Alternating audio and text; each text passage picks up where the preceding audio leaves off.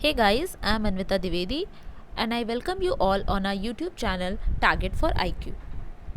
In the previous video, I have discussed the topic Article 12, that is state, and today I'm going to discuss the topic whether judiciary is covered under the state or not. So अगर आपने पिछला video नहीं देखा है तो आप हमारे channel पे जाके आर्टिकल 12 स्टेट का वीडियो देख सकते हैं और इससे आपको स्टेट का कॉन्सेप्ट समझने में आसानी हो जाएगी। मैंने डिटेल में स्टेट के कॉन्सेप्ट को एक्सप्लेन किया है वहाँ पे, और आप फिर ये आसानी से समझ सकेंगे कि जुडिशरी स्टेट के अंडर में कवर होता है या नहीं, और अगर होता है तो क्यों। तो चलिए आज का वीडियो स्टार्ट करते हैं। देखिए यहाँ पे मैंने इंट्रोडक्शन में स्टेट की डेफिनेशन दी हुई है, जो कि मैं आपको पिछले वीडियो में अच्छे से एक्सप्लेन कर चुकी हूँ, बट यहाँ पे मैंने आपके रेफरेंस के लिए दे दी है। तो अगर आप हमारे वीडियो की पीडीएफ एक्सेस करना चाहते हैं तो हमारे Telegram channel target for IQ पे आपको ये पीडीएफ अवेलेबल हो जाएगी और वहाँ पर आप आराम से एक्सेस कर सकते हैं और रेफरेंस में इसकी डेफिनेशन देख सकते हैं। तो सबसे पहले हमें जुडिशरी स्टेट के अंदर आता है या नहीं, इसको समझने के लिए जुडिशरी के फंक्शन समझना बहुत इंपॉर्टेंट है, यानी जुडिशरी किन किन प्रोस्पेक्ट्स में काम करती है। तो देखिए जुडिशरी दो डायमेंशन में काम करती है। पहला तो एडजुडिकेटिंग राइट्स एंड दूसरा इसके एडमिनिस्ट्रेटिव फंक्शंस होते हैं। अब एडजुडिकेटिंग राइट्स का क्या मतलब है? देखिए हमारे कुछ लीगल राइट्स होते हैं, आपको पता है, और कुछ हमारे फंडामेंटल राइट्स होते हैं। तो इन राइट्स से रिलेटेड अगर कोई डिस्प्यूट होता है या फिर कोई कॉन्फ्लिक्ट अराइज होता है तो उनको डिसाइड कौन करता है? उनको ऑब्वियसली जुडिशरी डिसाइड करती है। हम कोर्ट में जाते हैं और कोर्ट या जज डिसीजन देता है। अब कोर्ट के कुछ एडमिनिस्ट्रेटिव फंक्शंस भी होते हैं। ये एडमिनिस्ट्रेटिव फंक्शंस क्या होते हैं? मान लीजिए कई बार ऐसा होता है कि कोर्ट्स को भी स्टाफ की ज़रूरत होती है, वो स्टाफ अपॉइंट करते हैं, उन स्टाफ्स के लिए फिर वो सर्विस रूल्स सर्विस रूल्स बनाते हैं, क्रिएट करते हैं, और इसके अलावा और भी कई एडमिनिस्ट्रेटिव काम होते हैं जो जुडिशरी करती है। अब ये सारे जो काम है वो एडमिनिस्ट्रेटिव फंक्शन के विद इन कवर होते हैं। तो अब यहाँ पे क्वेश्चन अराइज होता है कि क्या कोर्ट को सू किया जा सकता है उनके रॉन्ग जजमेंट्स के लिए, यानी कि क्या कोर्ट को आप कोर्ट के अगेंस्ट में आप केस फाइल कर सकते हैं अगर आपको ऐसा लगता है कि कोर्ट ने आपके अगेंस्ट में रॉन्ग जजमेंट दिया है? तो देखिए इसका आंसर जो मैंने आपको ऊपर फंक्शंस एक्सप्लेन किए हैं उसी में छुपा हुआ है। देखिए जो जुडिशरी का प्राइमरी फंक्शन है वो ये है कि केस डिसाइड करना, और केस डिसाइड करते वक्त जुडिशरी हमेशा अपने जुरिस्डिक्शन में ही केस डिसाइड करती है।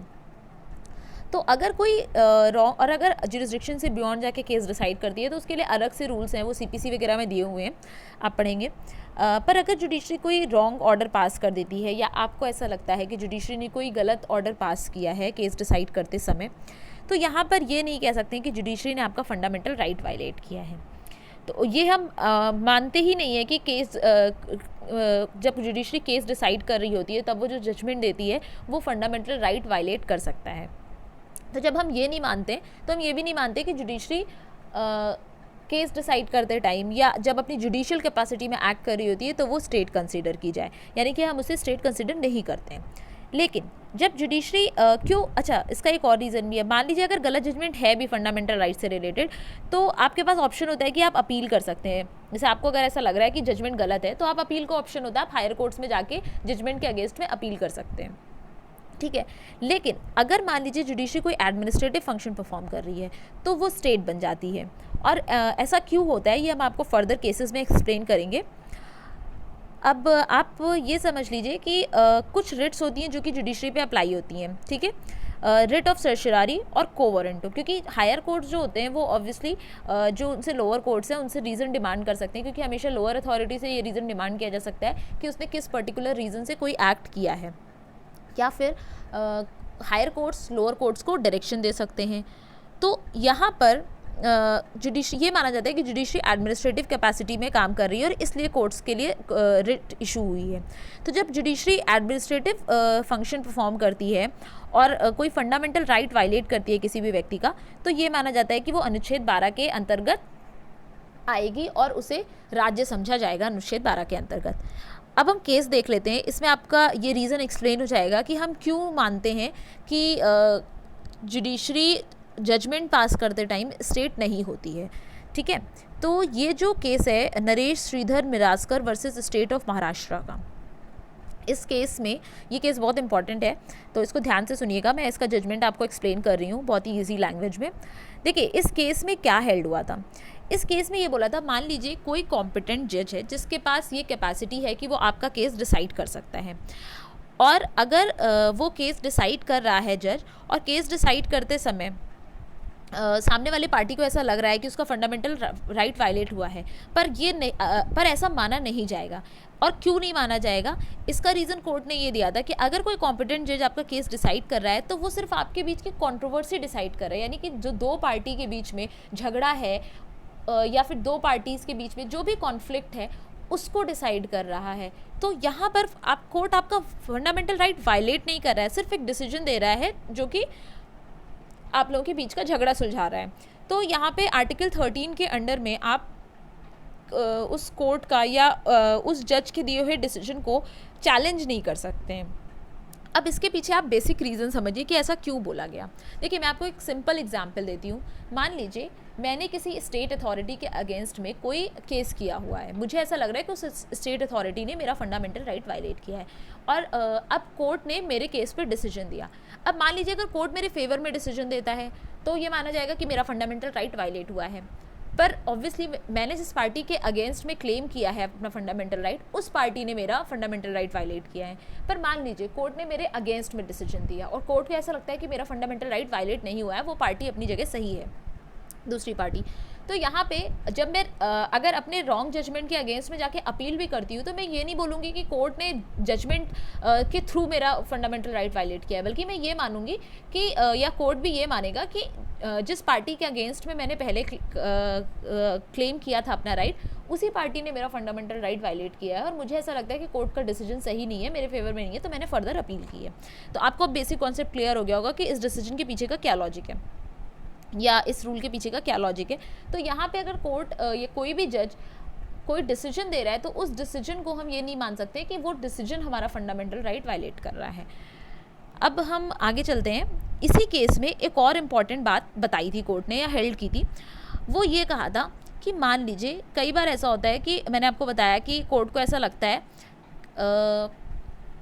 कि कोर्ट डिसीजन देते वक्त कोई लॉ बना देता है, कोई रूल बना देता है। अच्छा, इस टाइम पे होता क्या है कि मान लीजिए कोर्ट को ऐसा लगता है कि इस पर्टिकुलर सब्जेक्ट पे जिस पे कोर्ट ने डिसीजन दिया है या उससे रिलेटेड किसी सब्जेक्ट पे लेजिस्लेचर के पास प्रॉपर लॉ नहीं है या लेजिस्लेचर ने उस सब्जेक्ट पे कोई लॉ बनाया नहीं हुआ है। तो लॉ की कमी को देखते हुए, जिसे हम लैक्यूना ऑफ लॉ भी कहते हैं, उसको देखते हुए कोर्ट अपने रूल्स एंड रेगुलेशंस बना देता है ताकि वो रूल्स एंड रेगुलेशंस आगे आने वाले केसेस में फॉलो हो सके। तो ये रूल्स जो कोर्ट बनाता है केस का जजमेंट देते टाइम, उन रूल्स को हम ये मानते हैं कि कोर्ट ने क्वाज़ी लेजिस्लेटिव कैपेसिटी में एक्ट किया है, यानी कि ना इसको हम जुडिशियल कैपेसिटी मानते हैं कोर्ट की और ना इसको हम ये कंसिडर करते हैं कि ये कोर्ट का एडमिनिस्ट्रेटिव फंक्शन है, बल्कि इसको हम कहते हैं क्वाज़ी लेजिस्लेटिव, क्योंकि कोर्ट यहाँ पे लेजिस्लेचर की तरीके एक्ट कर रहा है। तो अगर कोर्ट कोई रूल बना रहा है और अपनी क्वाज़ी लेजिस्लेटिव कैपेसिटी में, और वो रूल किसी पार्टी का, चाहे जिस पार्टी ने क्लेम किया है या फिर किसी दूसरी पार्टी का फंडामेंटल राइट वायलेट कर रहा है, तो उस रूल के ऊपर कोर्ट को चैलेंज किया जा सकता है। यानी कि उस रूल को चैलेंज करने के लिए हम ये मानेंगे कि कोर्ट आर्टिकल 12 के विदिन आता है या अनुच्छेद 12 के तहत राज्य की परिभाषा में कवर होता है। तो अगर कोई कोर्ट डिसीजन देते टाइम कोई रूल बना देता है और वो रूल फंडामेंटल राइट वायलेट कर रहा है, तो हम कोर्ट को स्टेट कंसिडर करते हैं। ठीक है, आई होप आपको ये क्लियर हो गया होगा। अब आगे के केसेस में कोर्ट ने क्या बोला ये हम लोग जान लेते हैं। तो इसी क्रम में एक इम्पॉर्टेंट केस है Ashok Kumar Gupta versus state of Uttar Pradesh का। देखिए आपको आर्टिकल 13 के बारे में मैं आपको अच्छे से एक्सप्लेन करूंगी, आगे आने वाले वीडियोस में डिटेल में पढ़ाऊंगी, बट अभी आपको बेसिक पता होगा आर्टिकल 13 क्या कहता है। आर्टिकल 13 उन लॉज को या उन कानून को वॉइड डिक्लेयर करता है या स्क्रैप करता है या रिपील करता है जो कानून लेजिस्लेचर द्वारा बनाए गए होते हैं और आपके फंडामेंटल राइट को वायलेट कर रहे होते हैं या आपके मौलिक अधिकारों का हनन कर रहे होते हैं। तो यहाँ पर इस केस में सुप्रीम कोर्ट ने ये बात बोली थी कि आर्टिकल 13 सिर्फ स्टैट्यूटरी लॉ से डील करता है, यानी कि उन लॉ से जो कि पार्लियामेंट या लेजिस्लेचर बना रही है।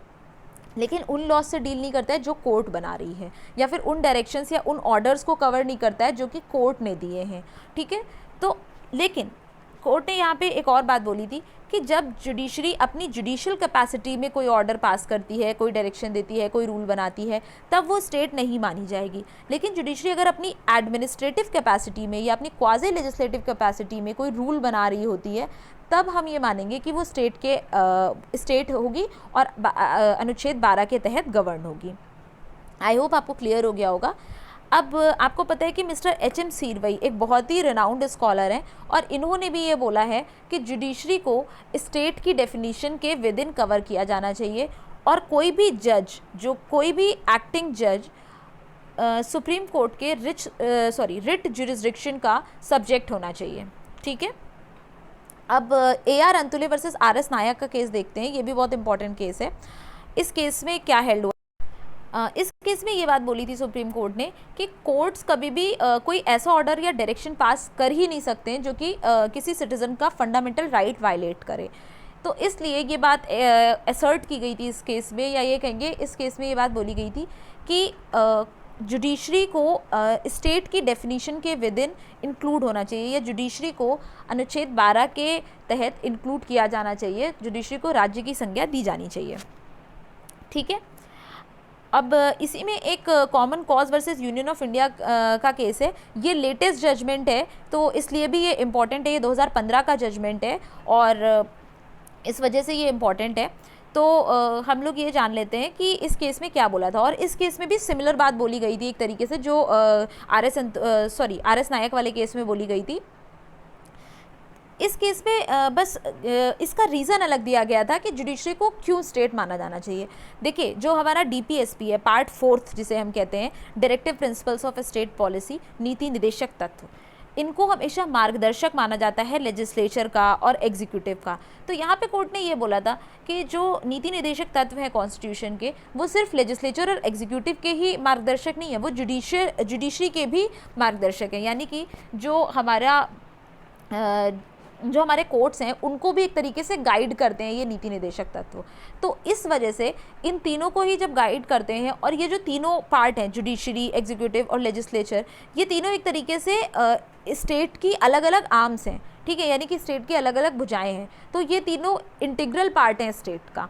तो यहाँ पे कोर्ट ने यही चीज़ बोली थी कि चूंकि नीति निर्देशक तत्व इन सभी को गाइड करते हैं, तो इन सभी को स्टेट का पार्ट माना जाना चाहिए, यानी जुडिशरी, एग्जीक्यूटिव, लेजिस्लेचर तीनों ही स्टेट में या फिर आर्टिकल 12 के अंतर्गत आएंगे। अब कंक्लूजन मैं आपको दे देती हूँ, it is a very quick conclusion. देखिए, 2 ही पॉइंट हैं कि अगर जुडिशरी एडमिनिस्ट्रेटिव साइड पे काम कर रही है या फिर क्वाजी लेजिस्लेटिव के तौर पे काम कर रही है, यानी रूल मेकिंग कैपेसिटी में काम कर रही है, तो जुडिशरी को हम आर्टिकल 12 के अंतर्गत कंसिडर करेंगे, यानी कि स्टेट मानेंगे। लेकिन अगर जुडिशरी जुडिशियल कैपेसिटी में काम कर रही है, अपना डिसीजन डिलीवर कर रही है, तो यहाँ पे जुडिशरी को हम स्टेट नहीं कंसिडर करेंगे, ठीक है। आई होप कि आपको ये वीडियो पसंद आया होगा। अगर आपको ये वीडियो पसंद आया है तो प्लीज़ आप कमेंट सेक्शन में बताइएगा ज़रूर, इससे हमारा भी मोरल बूस्टअप रहता है। और इसके अलावा अगर आपको कोई क्वेरी है, कोई भी प्रॉब्लम है, तो आप कमेंट सेक्शन में पूछ सकते हैं। And please do not forget to like, subscribe and comment on this video. And आगे मैंने जैसा बताया कि मैं आगे आर्टिकल 13 से डील करूँगी, ये बहुत ही इंपॉर्टेंट टॉपिक है आर्टिकल 13, तो आगे के वीडियोस मिस मत करिएगा आप लोग। मैं आर्टिकल 13 को कई पार्ट्स में पढ़ाऊँगी। एंड तब तक के लिए आप लोग पढ़ाई करते रहिए, क्वेश्चंस लगाते रहिए और सुरक्षित रहिए, घरों में रहिए। Thank you, bye bye.